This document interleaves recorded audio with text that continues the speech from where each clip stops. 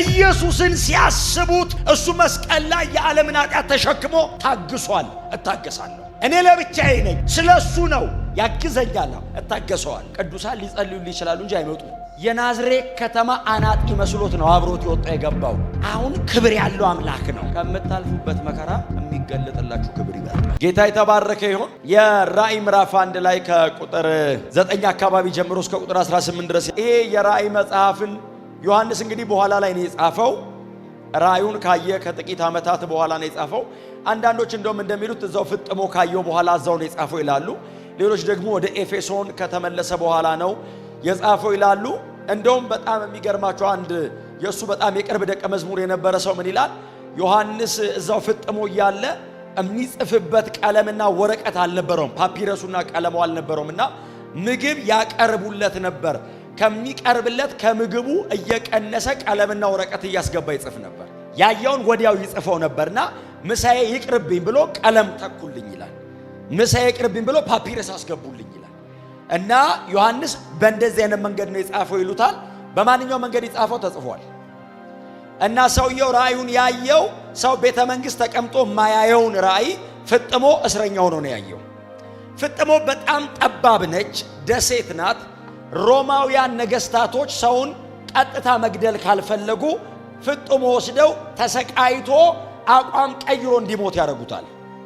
በብዙ መከራ ሰው የሚያምነውን ይጥላል። በብዙ መከራ ሰው የሚኖርለትን ነገር ይተዋል። ይሄንንም ሰው ወስደው ምናልባት የሚከተለውን ወደ 70 ዓመት አካባቢ ያገለገለውን ይሄንን ኢየሱስን ይክድ ይሆናል ብለው ፍጥሞ በዶሜቲያን ትእዛዝ ታሰረ። በጣም የሚገርማችሁ ሰውየው አልጻፈም።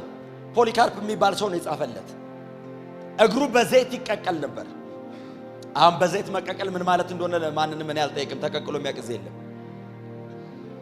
በጣም ያማል ነው ልትሉኝ የምትችሉት። እግሩ በዘይት ይቀቀላል። ኔክድ ነው፣ ልብሱን አውልቀው ነው። ከዛ ውስጥ ያወጡና በረዶ ላይ ይጥሉታል። በእንደዚህ አይነት ሁለት ኤክስትሪም ውስጥ ሆኖ በየቀኑ ወታደሮች እየመጡ ይገርፉታል። በእንደዚህ አይነት ሲቹዌሽን ውስጥ ቁጭ ብሎ በጌታ ቀን በመንፈስ ነበርኩ ይላል። ሰንበት ነው ቀኑ ማለት ነው ትርጉሙ። የጌታ ቀን የሚለው የተለየ ቀን አይደለም። በሰንበት ቀን በመንፈስ ነበርኩ አለ። ስለ እግዚአብሔር ቃልና ስለ ኢየሱስ ክርስቶስ ምስክር ነው የታሰርኩት። ከዛሬ 60 ዓመት በፊት መስቀል ላይ ኢየሱስ ሲሰቀል ባይኑ አይቶታል። ያንን ሜዲቴት ያደርጋል። ከ60 ከ70 ዓመት በኋላ የሚሰቃየው የዛሬ 60 ዓመት መስቀል ላይ ለሞተው ነው። ስለሱ ምስክር ሉን ብዬ ነው የታሰርኩት። ከእስር ቤቶቻቸው የሚወጡት እሱን እያሰቡ ነው። እስር ቤቶቻቸው የሚጠቧቸው ይሄንን እያሰቡ ነው። በዚህ ብርሃን ነው ከመከራው በላይ የሚራመዱት። ኢየሱስን ሲያስቡት እሱ መስቀል ላይ የዓለምን ኃጢአት ተሸክሞ ታግሷል። እታገሳለሁ። እኔ ለብቻዬ ነኝ፣ ስለሱ ነው ያግዘኛል። እታገሰዋለሁ። ይሄ በጣም የሚገርማችሁ የመጽሐፍ ስላለፈው ስላሁኑና ስለሚመጣው የተጻፈ መጽሐፍ ነው። ወደ ኋላ አለው፣ ዘንድሮ አለው፣ ወደፊት አለው። ኒር ኢተርኒቲ ያለው መጽሐፍ ነው።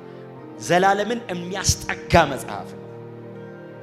ዘላለማችሁ ይታያችኋል። ራእይን ስታነቡ መሬትን የምትጠሉበት ምክንያት ታገኛላችሁ።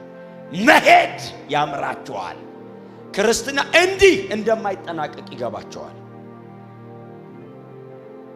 እና ሰውየው ፍጥሞ ቁጭ ብሎ ያየዋል። ሲያይ የእግዚአብሔርና የሰይጣንን ግጥሚያ አይደለም የሚያየው፣ የእግዚአብሔርን ድል አድራጊነት ነው የሚያየው።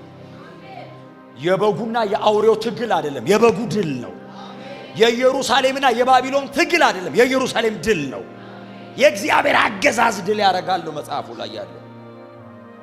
ታርዶም በጎኑ አሸንፏል፣ የይሁዳ አንበሳ ሆኖም ድል አድርጓል ነው መጽሐፉ ላይ። እግዚአብሔር ድል አድራጊ ነው። ታስሯል፣ እስር ቤት ሆኖ ነው ይሄንን የሚያየው። እሱ ብቻ አይደለም፣ በሰባቱ ከተሞች ላይ ያሉት አብያተ ክርስቲያናት በብዙ መከራና ምጥ ውስጥ ነው ያሉት። ሊጽፍላቸው የሚጀምረው ጌታ አለ ሊል ነው። ቄሳር ጌታ ነኝ የሚልበት ሀገር ላይ ሌላ ጌታ አለ ሊል ነው። የመገደያ ምክንያት ሊጽፍ ነው። እና በጌታ ቀን 96 ዓመተ ምህረት አካባቢ ነው በመንፈስ ነበርኩ አለ። እያሰላሰልኩ እያል ድንገት ከኋላዬ ድምፅ ሰማሁ አለ። ፍጥሞ ስትቀመጥ ቅዱሳን ሊጸልዩልህ ይችላሉ እንጂ አይመጡም። አንደኛ መምጣት አይችሉም፣ ሁለተኛ ከመጡ የዮሐንስ ዕጣ ፈንታ ነው የሚደርሳቸው። ስለዚህ እዛው ባሉበት ነው የሚጸልዩት። ኢየሱስ ነው የሚመጣው። እመጣለሁ አይልም፣ አያስፈቅድም፣ ከሮም ወታደሮች ጋር አያወራም። ዝም ብሎ ነው የሚመጣው። ማንንም አይጠይቅም። የእስር ቤት መግቢያ ወረቀት የለውም። ሰተት ብሎ ይመጣል። ስሙኝ፣ ቆይ ስሙኝ፣ ስሙኝ። ድርቅ ያለ ብዙ የተደበደበ አያሌ ቀን የሚጾም ብዙ ማይበላ ወደ ሞት እየተጠጋ ያለ እድሜው የሄደ ወደ 90ዎቹ የተጠጋ ኤጅድ የሆነ ሐዋርያ ነው። ቁጭ ብሏል፣ አርጅቷል። በዘይት ቀቅለውት ከመግለጥ በላይ ነው ህመሙ። በረዶ ላይ ይጥሉታል። ቀጥሎ ምን ሊያርጉት እንደሚችሉ አያውቅም። በመንፈስ ነው፣ በመሃል በበረዶና በእሳቱ መሃል በመንፈስ ነው።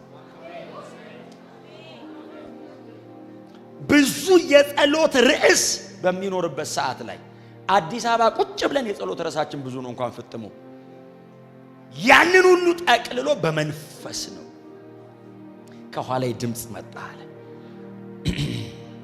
የሚል ድምፅ ነው። ቃል አይደለም የሰማው፣ ቮይስ ነው። ነካኛል። አካል አለው ድምፁ። ቮይሱ ፐርሶኒፋይ ሆኗል ሲል እሱ ሳይነካ ዞር ያረጋል። ድምፁ ፈቀቅ ያረጋል። ሳይናገር ድምፁ በኃይል ነው። የሊባኖስ ዝግባ አይደለም፣ ጫካውን ነው የሚጠርገው። አለት ያንቀጠቅጣል ሲለኝ ተነቃነኳል። ምን አይነት ድምፅ ነው ስል ከኋላዬ ቃል መጣ። ለበዛ ድምፅ ውስጥ ዮሐንስ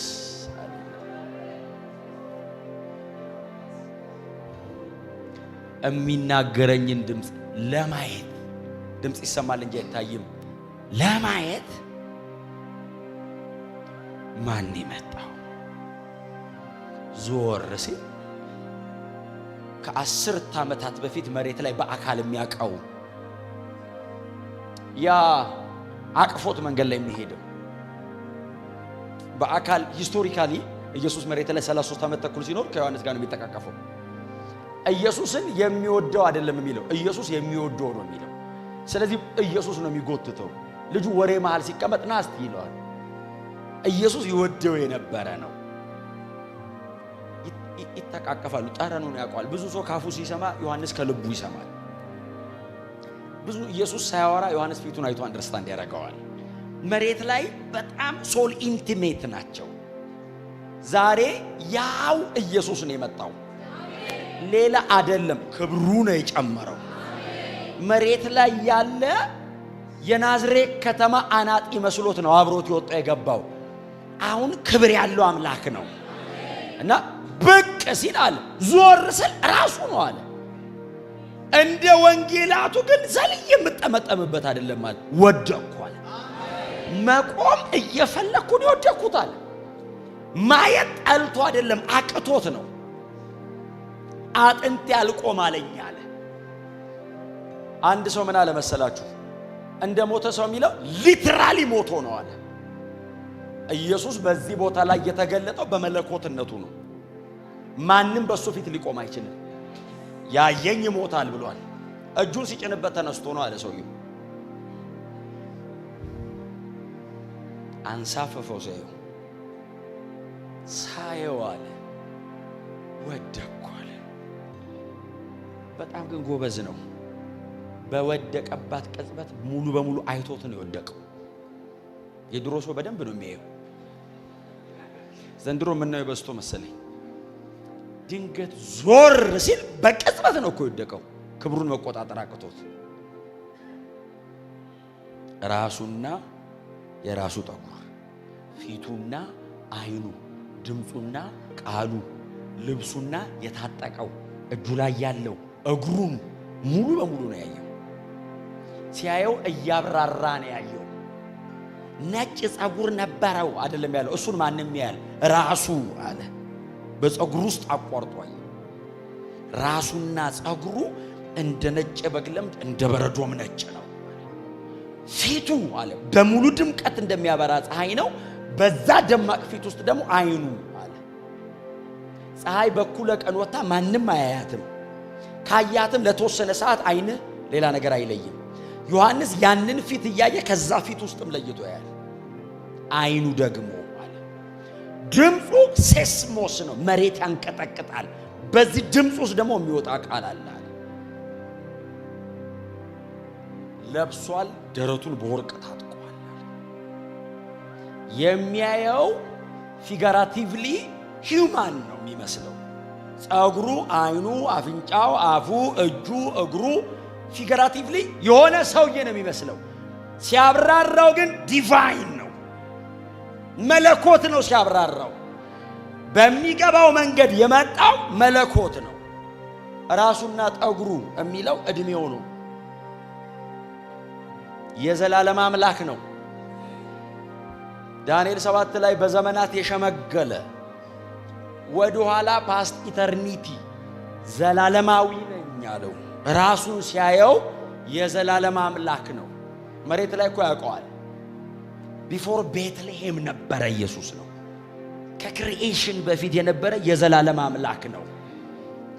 ፊቱ እንደ ፀሐይ ያበራል ብሎ አይኑ የሚለው የጸሎት ርዕስ አትነግረውም። አጠገብ ሲመጣ ስክሩቲን ያደርጋል። እንዲህ ሲያይ እግሬን እየተቀቀልኩ ነው አትለውም። ካንተ በላይ ያውቀዋል። እንዲህ አይቶት ከምትቀቀለው በላይ ያውቀዋል። አንዳንድ የጸሎት ርዕሶቻችን እሱ እስኪመጣ ነው። እሱ ሲመጣ ኖርማሊ አንጸልያቸው። እሱ እስኪመጣ አይደል እንደዚህ ያርግ ብቅ ብሎ ምን ላርግ ሲል ምንም አታርግ እሞትልሃለሁ። በክብሩ ፊት ምንም አይወራም። አይኑ አለ ደረቱን በወርቅ ታጥቋላል። ይሄ ባይዘው የመጨረሻው ትምህርተ ክርስቶስ ነው። ወንጌላት ላይ ታሪካዊ ኢየሱስ ነበር። ሐዋርያ ሥራ ላይ መንፈስ ቅዱስ በቤተ ክርስቲያን እድገት ውስጥ አለ። በ22ቱ ደብዳቤዎች ውስጥ የአማኞች ተስፋ እምነትና ሕይወት ተገልጧል። ራእይ መጽሐፍ አልቲሜት ነው፣ የመጨረሻ ነው። አድጎ ጠርዝ ነው። ፉሊ ጋድማን መሆኑ ስፔሻሊ መለኮትነቱ ወጣ፣ ተራምዶ መጣ አለ። ደረቱ ላይ ያለው ወርቅ ታማኝነቱ ነው። ፌዝፉል ነው፣ አይዋሽም። እግሮቹ አለ እንዲህ ሲያየው እግሩ ያቀዋል። መሬት ላይ እነዛ ናዝሬት ከተማ የሚሄዱ እግሮች ናቸው። ኖርማል እግር ነው የሚያቀው። ይሄኛው እግር በእቶን የጋለ የነጠረ ናስ ነው አለ።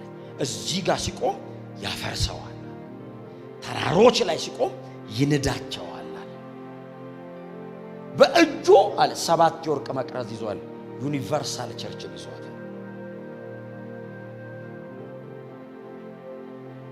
አንድ ሰው ከጨበጠ ሁለተኛ የማይደግም እጅ የነበረው መሬት ላይ የሚያውቀው ኢየሱስ አሁን ግን ቤተ ክርስቲያንን ይዟል።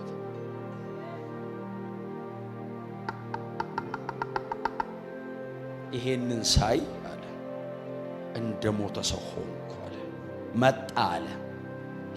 መጣ እጁን ጀርባዬ ላይ ጫነብኝ አለ። ያ እጅ ጫነብኝ። አትፍራ። እንዴት ነው የማይፈራው? አትፍራ ሲለው ፍርሃቱ ይለቀዋል እንጂ በዚህ ክብር ፊት እንዴት አይፈራም? ቀጥሎ በነ ዶሜቲያን አስተዳደር አያሌ ክርስቲያኖች እየሞቱ ነው። አትፍራ፣ ፊተኛውና መጨረሻው እኔ ነኝ። ቄሳር እኮ አለ ጌታ ነኝ ይላል ቄሳር። እኔ ሎርድ ነኝ አምላክ ነኝ ይላል ቄሳር። ኢየሱስ መጣና እንዲህ አለ፣ ፊተኛውም መጨረሻውም እኔ ነኝ፣ ከእኔ በቀር አለ ማንም የለም አለ።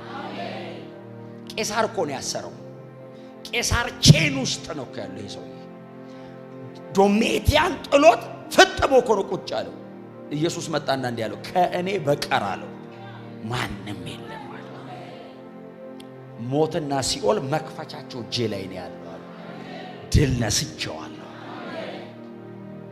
እንዳትፈራ።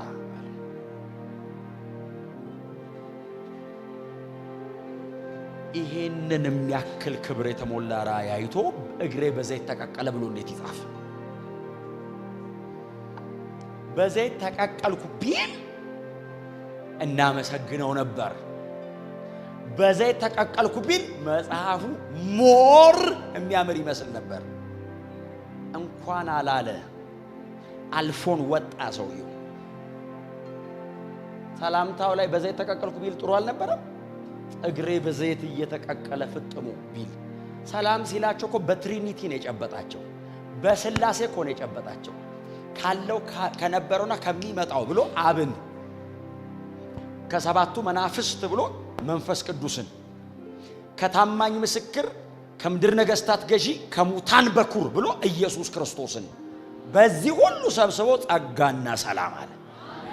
ለመጨበጥ ስላሴን አመጣ። እንኳን መከራ ሊያወራ በደመና በክብር ይመጣል ብሎ ክርስቶሎጂውን አደራጅቶ ተወረደ። ከዚህ በኋላ ተቀቀልኩ እንዴት ትላለህ? ከላይ ወደ ታች ይወረድክ ተቀቀልኩ እንዴት ትላለህ? አይ ፖዚሽናሊ ያለበት ቦታ ከፍ ያለ ነው። የሚኖርበትን አካባቢ የሚጫነው በዚህ ከምታልፉበት መከራ የሚገለጥላችሁ ክብር ይበልጣል።